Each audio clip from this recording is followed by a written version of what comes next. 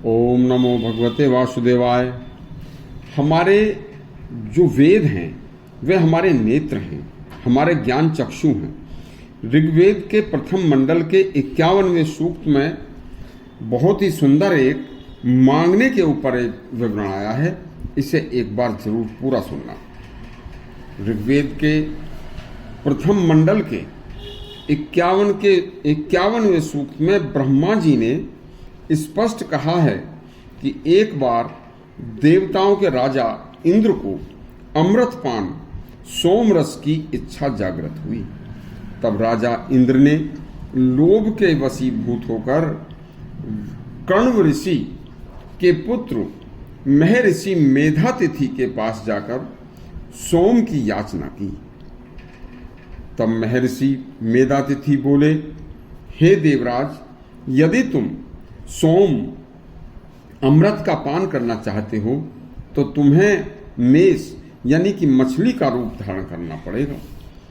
तो बस इस वाक्य को सुनकर देवराज इंद्र उस समय सोम में अमृत पान के लिए लालायित थे और देवताओं के राजा का जो कि अति प्रतिष्ठित रूप था उसे त्याग कर मछली का अति क्षुद्र और घृणित रूप उन्होंने धारण कर लिया था।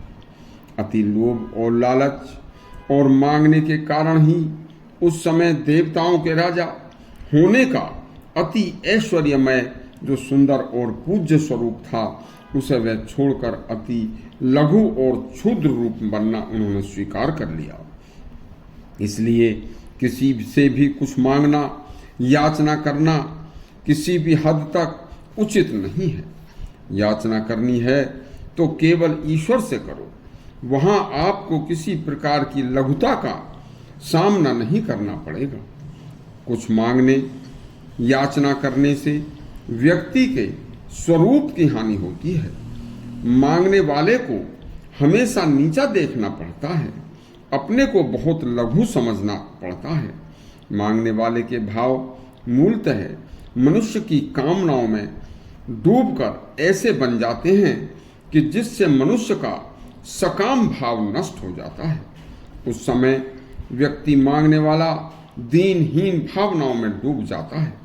उस समय मनुष्य का जीवन निराशा का शिकार हो जाता है। जब भी कोई व्यक्ति अति काम, क्रोध, अति लोभ, लालच का शिकार होगा तो उसे प्राप्त करने के लिए मनुष्य सब कुछ भूलकर दीनहीनता का शिकार होकर उसे प्राप्त करने के लिए याचना करके मांगने जैसी दुष्वृत्ति, दुष्कर्म पर उतर आता है और जो उस समय उसकी अंतरात्मा जागृत होते हुए भी मृत समान हो जाती है। शास्त्र कहता है, मांगने से मरना भला है। यदि मांगना ही है तो दुनिया के मालिक ईश्वर से मांगो। उससे मांगने में तुम्हें नैराश्य का सामना करना पड़ेगा, नहीं आपकी अंतरात्मा ही मृत समान होगी। वैसे धर्मपूर्वक, श्रमपूर्वक, साहसपूर्वक और उचित कर्म करने से संसार की हर वस्तु को प्राप्त किया जा सकता है जो सर्वथा उचित है।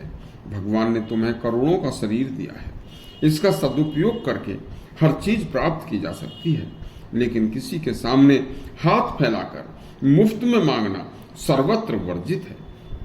यदि आपको यह प्रसंग अच्छा लगा हो तो हमारा चैनल सब्सक्राइब करें और घंटी दबाएं। धन्यवाद।